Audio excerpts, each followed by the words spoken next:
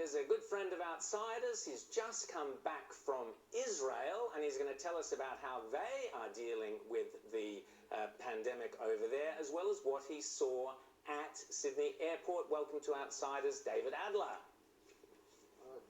Good morning from quarantine at home, courtesy of this virus. Well, you look like you're still on the plane, David, and you look like you're listening to the latest hits or whatever.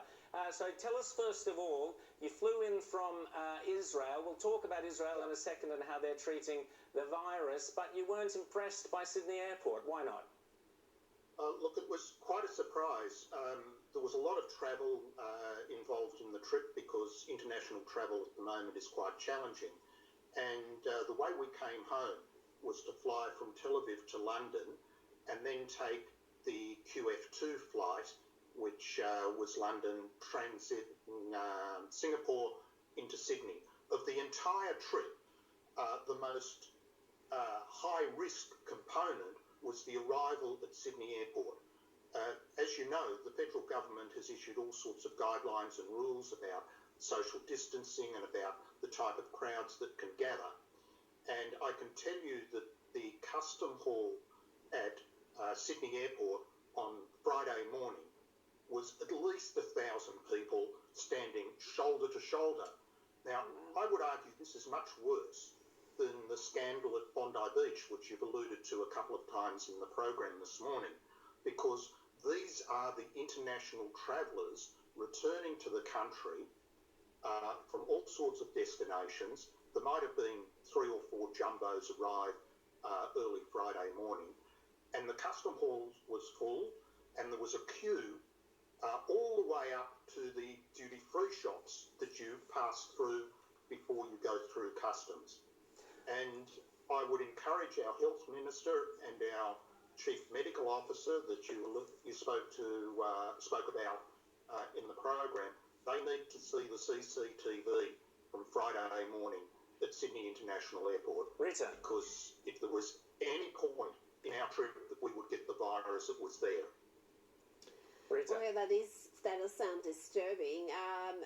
You're in quarantine now. Was there clear advice, at least given to all the passengers when they arrived, that we require you to be self-quarantined for 14 days? Were there at least instructions on what's expected of them in their respective languages? We were handed 2 pieces of paper when we got off the aircraft. One was an information sheet, which gave that sort of information about quarantine and what to do if you have symptoms, etc. And the second piece of paper was actually a small document which you needed to fill in and sign that you understood it and that you committed to the home detention for 14 days. So that part of it was handled reasonably well. The part that was not handled well was the crowding of people together in the custom hall. And then at the baggage collection terminals, again, you have hundreds of people sort of shoulder to shoulder and trying to get to the front to collect their suitcases on the carousels. Dr. Adler, I wondered if you could talk us through what the difference was between how the situation was handled here at Sydney Airport versus, say, at Tel Aviv Airport, at Heathrow, and at Singapore Changi Airport. Did you see at those other places those portable temperature check devices? Yes. Was there a more serious attitude being taken to it at those other airports? Well, Sydney was certainly the most confused. The airport in Tel Aviv, when I was there, the Ben Gurion Airport, was almost deserted. So there were no real crowds, and the people were arriving in small groups. I saw those temperature scans set up in Singapore in the Changi Airport. As you walked towards the transit area, on both sides of the walkway, there was a small medical crew that had cameras and computer monitors, and they would pull aside anyone who they thought might have a fever. None of that as you enter into Sydney. Sydney was just a confused crowd, people not knowing what to do, where to go, and very packed. Now, David, I want to ask you about Israel. You will have seen while you were over there all the hoarding of toilet paper and so on going on in Australia. Very different scene in an Israeli supermarket I'm going to show you. I'm not sure if they were keeping the appropriate distance or not, but just have a look at this little bit of footage and then tell us about what Israel was like when you were there and what measures were being taken.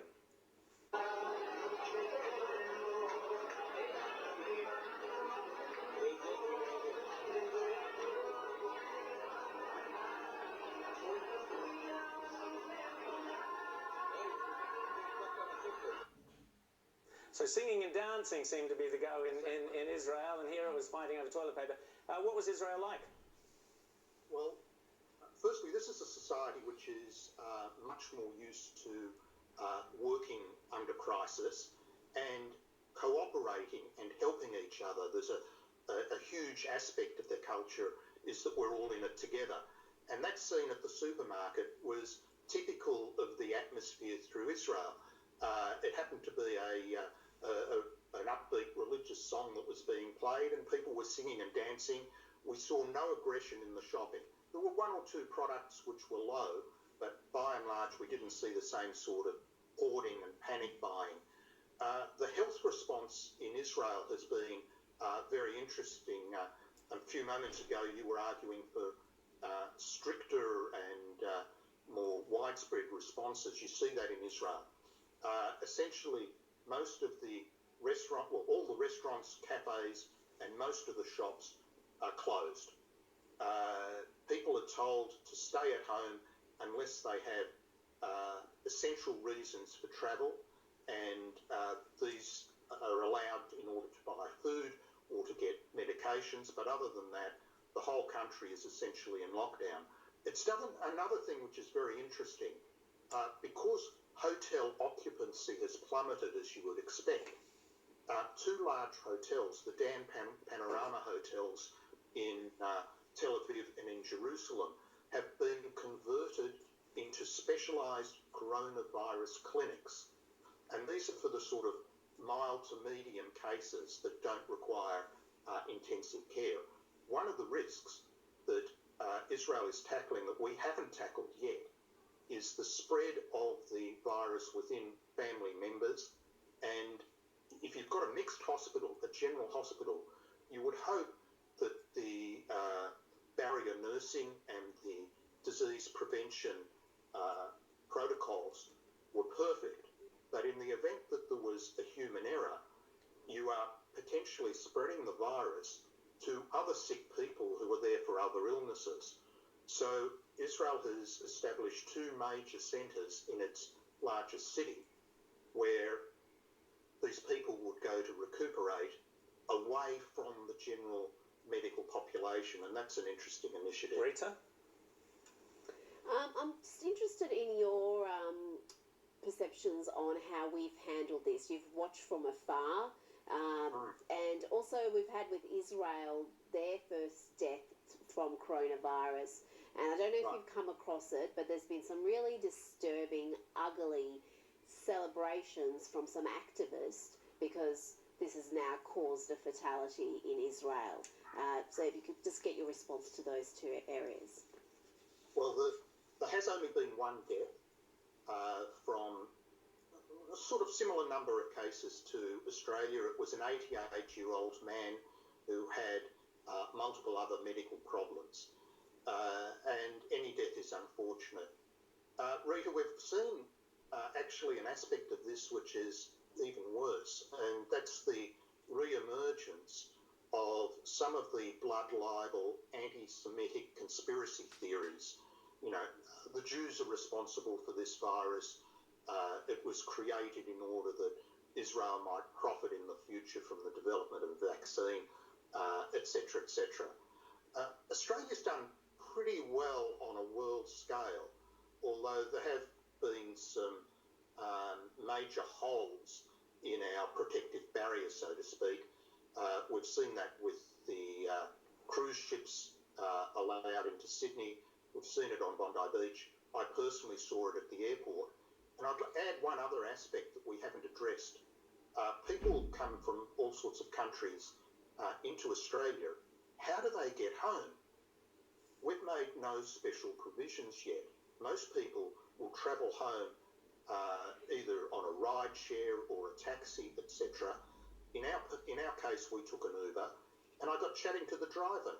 Okay, what do you do if you pick up someone who might have coronavirus? Are you disinfecting your taxi? Are you taking any personal precautions? They've got no idea.